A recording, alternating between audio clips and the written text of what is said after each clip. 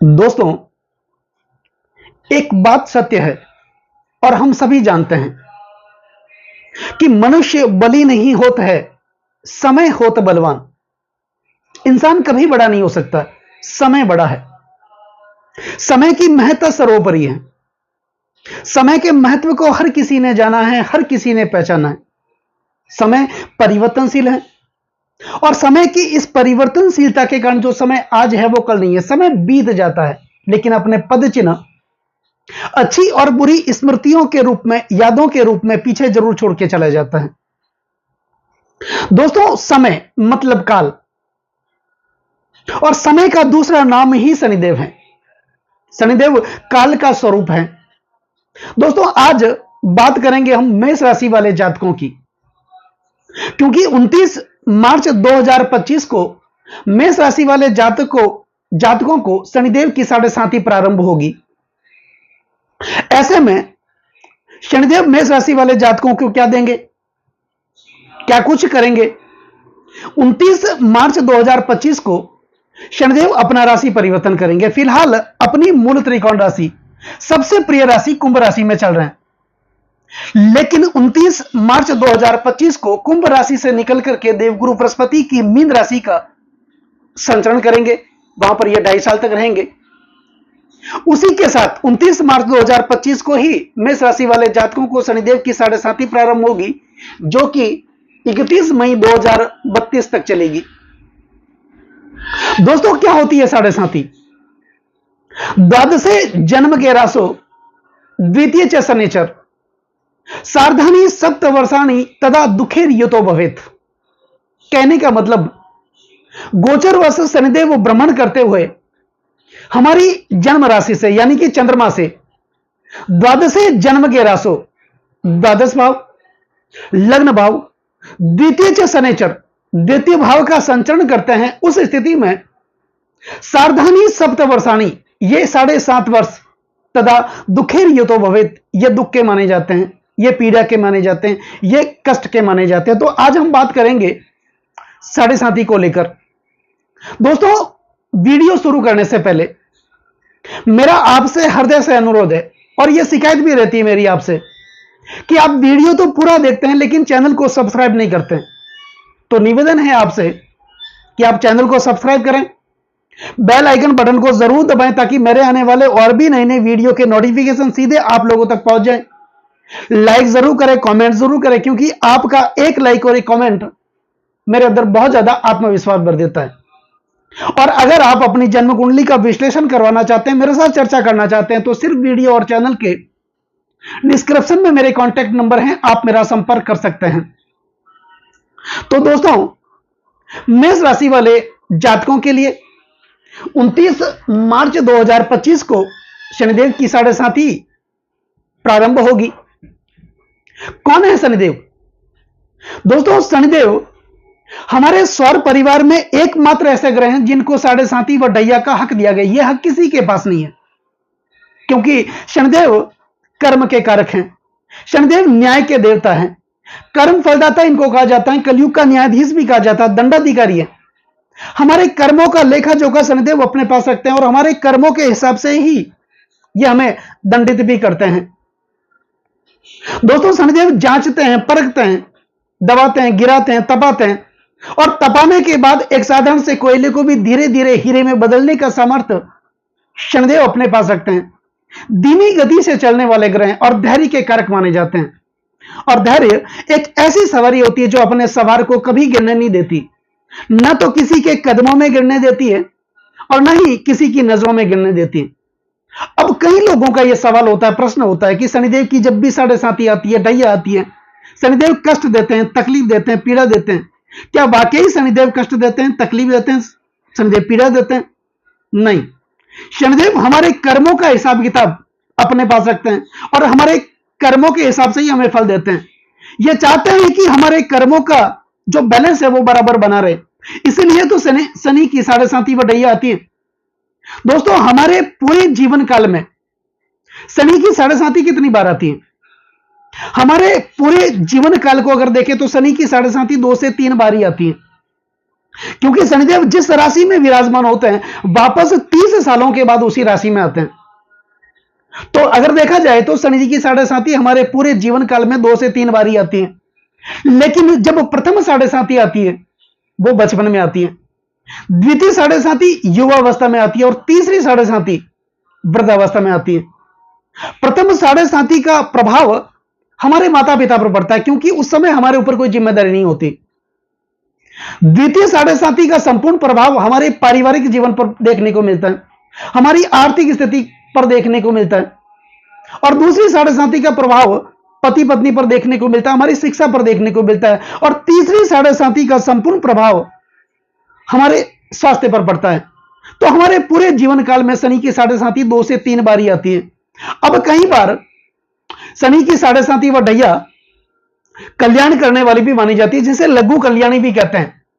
कल्याणी प्रदा सती वे रवि सुतो राष्ट्रेश चतुर्थाष्ट में, यानी गोचर वर्ष शनिदेव भ्रमण करते हुए हमारी जन्म राशि से चतुर्थ भाव या अष्टम भाव का संचय करते हैं। यह होती है शनि की ढैया, और यह कल्याण करने वाली भी मानी जाती है। लेकिन साढ़े साथी और ढैया कल्याण करने वाली कब मानी जाती है? जब हमारी जन्म कुंडली में शनिदेव की स्थिति अच्छी होती है, यानी कि हमारी जन्म कुंडली में शनिदेव उच्चस्थ होंगे, मित्र क्षत्रिय होंगे, अपने वर्गोत्तम में बली होंगे, शुभ प्रभाव में होंगे। उस स्थिति में शनिदेव की ढैया हो या साढ़े साथी, यह कल्याण करने वाली मानी जाती है। लेकिन अगर इसके विपरीत देखा जाए तो हमारी जन्म कुंडली में शनिदेव नीचस्थ होंगे, शत्रु क्षत्रिय होंगे, अस्तगत होंगे, पाप प्रभाव में होंगे, पाप ग्रहों से पीड़ित होंगे, शनि की साढ़े साथी हो या ढैया, यह दुख देने वाली ही मानी जाती है। तो दोस्तों, शनिदेव क्या करते हैं? शनिदेव व्यक्ति के धैर्य की परीक्षा लेते हैं, दुनियादारी का एहसास करवाते हैं। शनिदेव यह दिखाते हैं कि इस दुनिया में कौन अपने हैं और कौन पर है, कौन हमारा साथ देकर दे सकता है और कौन हमारा साथ छोड़ करके जा सकता है, कौन दुख की घड़ी में हमारे साथ कंधे से कंधा मिला करके चल सकता है। यह सब दिखाने के लिए ही शनि की साढ़े साथी आती है, क्योंकि शनिदेव जांचते हैं और परखते हैं। इसलिए गोस्वामी तुलसीदास जी कहते हैं कि धीरज धर्म मित्र अरुणारी आपत्काल पर की अहिचारी। विपत्ति में ही तो हमें पता चलता है कि हमारे अपने कौन है, क्योंकि विपत्ति में ही पता चलता है कि हमारे अंदर धैर्य कितना है, और विपत्ति में ही पता चलता है कि हम धर्म के साथ कितनी दृढ़ता से खड़े हैं, और विपत्ति में ही पता चलता है कि हमारे मित्र की मित्रता असली है या नकली, और विपत्ति में ही पता चलता है कि हमारे पत्नी का चरित्र सच्चा है झूठा। यह सब विपत्ति में ही पता चलता है, और शनिदेव ये दिखाते भी हैं। तो मेष राशि वाले जातकों के लिए शनिदेव की साढ़े साथी प्रारंभ होगी 29 मार्च 2025 को। शनिदेव की साढ़े साथी प्रारंभ होगी और वो चलेगी 31 मई 2032 तक, यानी 7.5 वर्ष। दोस्तों, जब भी शनि की साढ़े साथी आती है, साढ़े साथी के 3 चरण होते हैं। प्रथम चरण 2.5 वर्ष का, द्वितीय चरण 2.5 वर्ष का, और तृतीय चरण 2.5 वर्ष का। अब मेष राशि वाले जातकों के लिए शनिदेव 29 मार्च 2025 को यह द्वितीय भाव का संचरण करेंगे, आपके द्वितीय भाव में रहेंगे। तो यहीं से साढ़े साथी आपके लिए प्रारंभ होगी, और यह साढ़े साथी का प्रथम चरण होगा। उसके बाद 2.5 साल शनिदेव आपकी अपनी राशि में आएंगे, मेष राशि में, तो यह साढ़े साथी का दूसरा चरण होगा। उसके बाद शनिदेव वृषभ राशि का संचरण करेंगे, यानी कि आपके द्वितीय भाव धन कुटुंब और वाणी के भाव में आएंगे। यह साढ़े साथी का तीसरा चरण आपके लिए शुरू होगा। तो पहला चरण यह चढ़ती साढ़े साथी, दूसरा चरण मध्यमा साढ़े साथी, और तीसरा चरण उतरती साढ़े साथी। तो मेष राशि वाले जातकों के लिए 29 मार्च 2025 को जैसे ही शनिदेव अपना राशि परिवर्तन करेंगे, यह साढ़े साथी का प्रथम चरण होगा। आपके द्वितीय भाव में शनिदेव यहां पर विराजमान होंगे। तो यहां पर आपको थोड़ा सा धैर्य के साथ आगे बढ़ने की जरूरत है। कोई भी जल्दबाजी नहीं करनी है, सोच समझ करके फैसला लेना है। लोगों के साथ अच्छा मित्रवत संबंध बना करके आपको चलना है। वाणी में एक अलग प्रकार का निखार लेकर के चलना है, क्योंकि यहां पर शनिदेव उकसाते हैं झगड़ा करने के लिए, क्योंकि ये परीक्षा लेते हैं, ये जांचते हैं, परखते हैं। लेकिन आपके अंदर कितना धैर्य है, कितनी शक्ति है, ये सब शनिदेव देखते हैं। लेकिन उसमें आपको पास होना पड़ेगा। दूसरी बात, आपने अक्सर सुना होगा कि शनिदेव जब धैर्य की परीक्षा लेते हैं, विपत्ति की परीक्षा लेते हैं, तो हमारी विपत्ति के 3 साथी होते हैं। तुलसी विपदा के सखा, विद्या विनय विवेक, शुक्रत सह सत्य से राम भरोसो एक। विपत्ति में कौन कौन हमारे साथी हैं? विपत्ति में शिक्षा, जो ज्ञान हमने अर्जित किया वो विपत्ति में हमारा साथी बनकर के आता है। विपत्ति, विद्या विनय, हमारी नम्रता, हमारी उदारता, विवेक। तुलसी विपदा के सखा, विद्या विनय विवेक, सुकृत स सत्य से राम भरोसा, एक भगवान का भरोसा, यह विपत्ति में हमेशा साथ में चलता है। दूसरी बात, धैर्य का साथ लेना है। जल्दबाजी में कोई भी कार्य नहीं करना है, उठपटांग कोई भी कार्य नहीं करना है, क्योंकि अक्सर आपने सुना होगा और तुलसीदास जी ये कहते हैं कि डूबे गारे 3 जना। 3 इंसान ऐसे होते हैं जो हमेशा अक्सर डूबते हैं, अपने गलत आदतों से, गलत चरित्र से और उठपटांग कार्यों से वो डूबते हैं। डूबे गारे 3 जना, वो 3 जने कौन है? आमद कम खर्चा गणा, जिनकी आमदनी होती है कम और खर्चे होते हैं ज्यादा। आमदनी 8 खर्चा रुपया। दूसरा, बल कम गुस्सा गणा, ताकत होती है अंदर कम और गुस्सा होता है ज्यादा। तीसरा, पूंजी कम व्यापार गणा, जिनके पास पूंजी होती है कम और अपने व्यापार को चारों ओर फैला लेते हैं, वो व्यक्ति अक्सर डूबते हैं। और शनि की जब भी 7.5 आती है, ढैया आती है, शनिदेव ऐसा जानबूझकर करते हैं ताकि उसके धैर्य की परीक्षा ले सके, क्योंकि शनिदेव दबाते हैं, गिराते हैं, यह दिखाते हैं कि इस दुनिया में कौन अपने और आप कितना सचेत रह करके आप आगे बढ़ेंगे। तो ये स्थितियां शनि की 7.5 में देखने को मिलेगी। अब मेष राशि वाले जातकों के लिए शनिदेव 29 मार्च 2025 को जब आपके द्वादश भाव का संचरण करेंगे, 12वें भाव का संचरण करेंगे और 2.5 साल तक यहां पर विराजमान रहेंगे। 7.5 का प्रथम चरण भी शुरू होगा। तो यहां पर यही लंबी दूरी का भाव माना जाता है, नदी से उस पार का भाव माना जाता है, समुद्र से उस पार का भाव माना जाता है। यही भाव निवेश का भाव माना जाता है, सैन्य सुख का प्रतिनिधित्व यही भाव करता है और यही भाव अन्यत्व व परत्व का भाव माना जाता है। अब आप कहेंगे अन्यत्व और परत्व का मतलब क्या होता है? पति पत्नी के बीच विवाह के बाद अन्य या पराय से कोई संबंध बन जाता है, उस स्थिति में हमारा दांपत्य जीवन नहीं चल सकता। तो उस स्थिति में आपको संभल करके चलना है, अपने चरित्र को अच्छा बना करके चलना है, अपनी वाणी में निखार ला करके चलना है।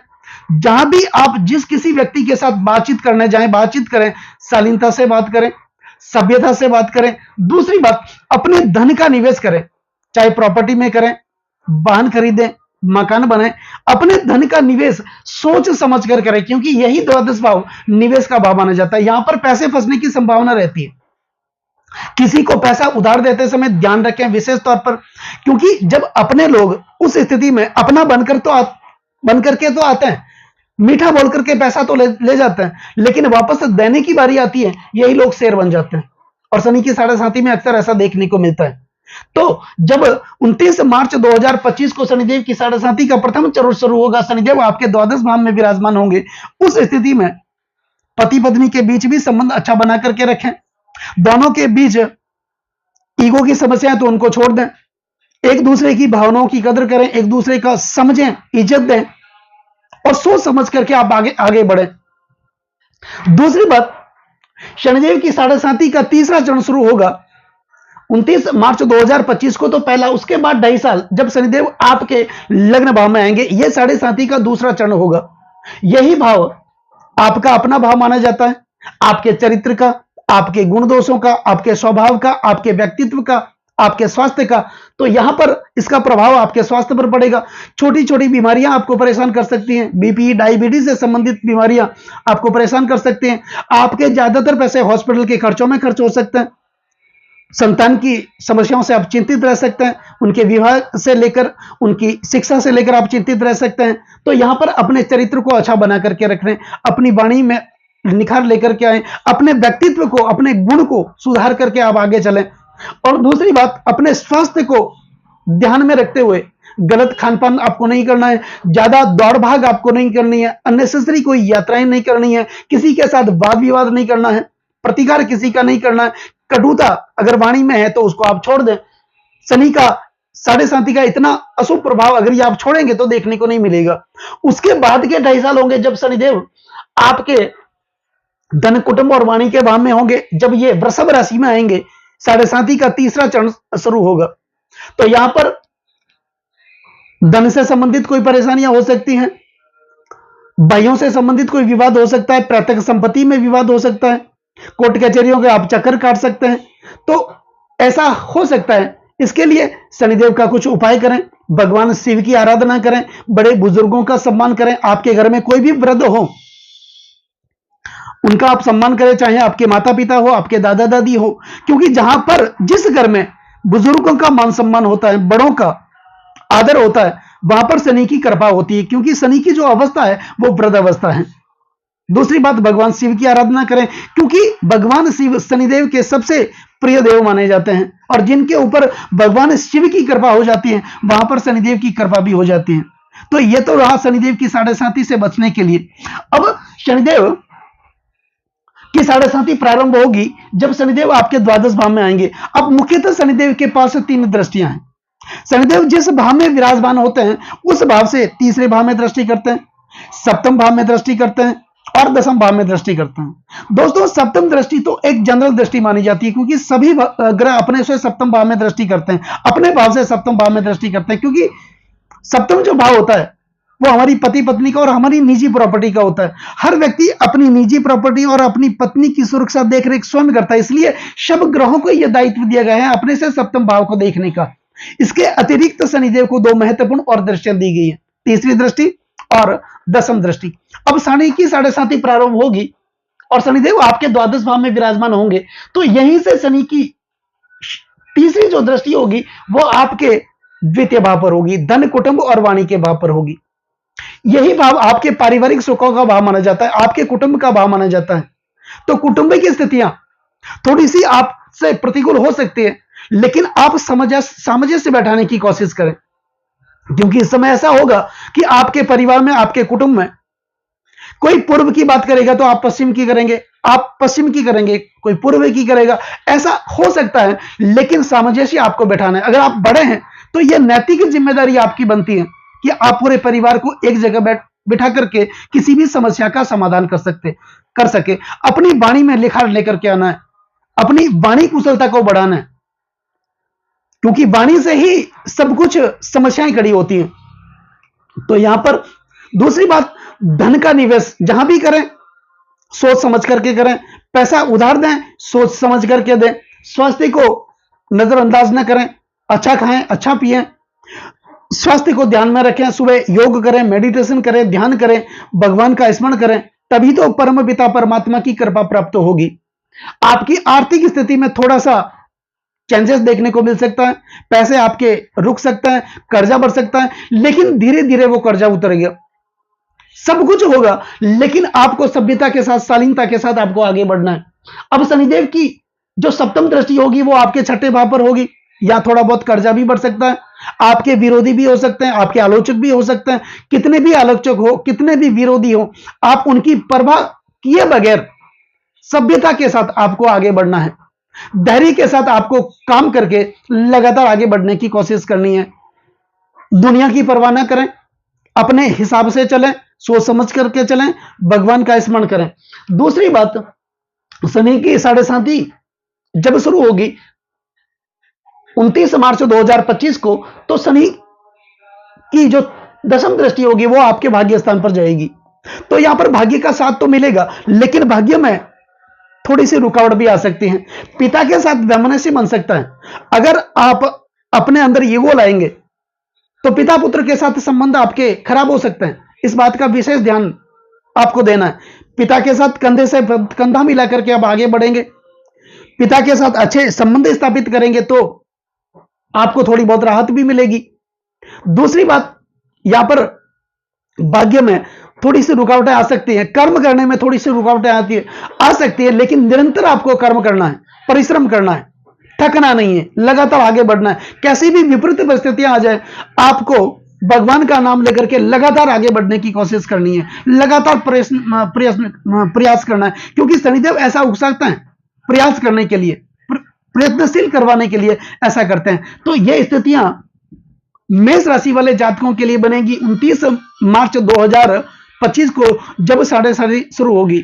लेकिन इससे पहले आप अपनी कुंडली का अध्ययन भी कर लें, कुंडली का विश्लेषण करवा लें, क्योंकि अगर आपकी जन्म कुंडली में शनिदेव की स्थिति अच्छी होगी, शनिदेव उच्चस्थ होंगे, मित्र छत्री होंगे, अपने वर्गोत्तम में बली होंगे, तो साढ़े साथी का इतना अशुभ प्रभाव देखने को नहीं मिलेगा। दूसरी बात, अब बात करते हैं कुछ विशेष उपायों की, क्योंकि कई लोगों का यह प्रश्न होता है कि पंडित जी आप सब कुछ बताते हैं लेकिन बाद में उपाय नहीं बताते हैं। तो शनिदेव की साढ़े साथी से बचने के लिए, साढ़े साथी से के प्रकोप से बचने के लिए आपको जो मुख्यतः उपाय करना है, सबसे पहले आपको क्या करना है, गरीबों की मदद करनी है। जहां भी आपको जरूरतमंद लोग दिखें, गरीब लोग दिखें, निर्धन लोग दिखें, उनकी मदद करनी है। दूसरी बात, शनि से संबंधित 20 मंत्रों का जाप करना है, पौराणिक मंत्रों का जाप करना है, शनि के तांत्रिक मंत्रों का जाप करना है। ओम प्राम प्रीम प्रोस शनिचराय नमः, इस मंत्र का नियमित आपको उच्चारण करना है लगातार 7.5 वर्ष तक। दूसरा, शनि के पौराणिक मंत्र, ओम नीला जन्म समाभासम रवि पुत्रम यमागर्जम छाया मार्तंड संभूतम तम नमामि शनिचरम, इस मंत्र का आप नियमित उच्चारण करते रहें। दूसरा, शनि गायत्री मंत्र, ओम कृष्णा गाय विद्महे रवि पुत्राय धीमहि तनो शनि प्रचोदयात्, इस मंत्र का आपको नियमित उच्चारण करना है। 7.5 वर्ष तक छाया पात्र का दान करें। शनि से संबंधित वस्तुओं का, जैसे काले उड़द हैं, लो पात्र का दान करें। छाया पात्र तो अक्सर आप जरूर करें। यह कब करना है, एक मिट्टी का दीपक लेकर के उसमें सरसों का तेल डाल करके ये ले जाना है आपको पीपल के वृक्ष के पास, क्योंकि पीपल का वृक्ष शनिदेव का सबसे प्रिय वृक्ष माना जाता है। वहां पर एक मिट्टी का दीपक लेके जाएं, सरसों का तेल देकर के जाएं, उस मिट्टी के दीपक में सरसों का तेल डालें, जलाना नहीं है, उसमें अपना मुख देकर के जो पीपल का वृक्ष हो उसकी जड़ में आपको रख के आ जाना है, और रख करके आप वापस निकलते हैं 21 कदम तक आपको पीछे मुड़ के नहीं देखना है। यह उपाय। दूसरा, आपके घर में जो भी बुजुर्ग हो उनकी आज्ञा का पालन करें, उनका सम्मान करें, मान सम्मान करें। शनिदेव की कृपा आप लोगों पर हमेशा बनी रहेगी। तो दोस्तों, कैसा लगा ये वीडियो? ये वीडियो अगर आपको अच्छा लगा हो, मेरा समझाना आपको सार्थक लगा हो, समझाने का तरीका अगर आपको अच्छा लगा हो, तो इस वीडियो को आप आगे से आगे शेयर जरूर करें, बेल आइकन बटन को जरूर दबाएं, चैनल को सब्सक्राइब जरूर करें। नमस्कार दोस्तों।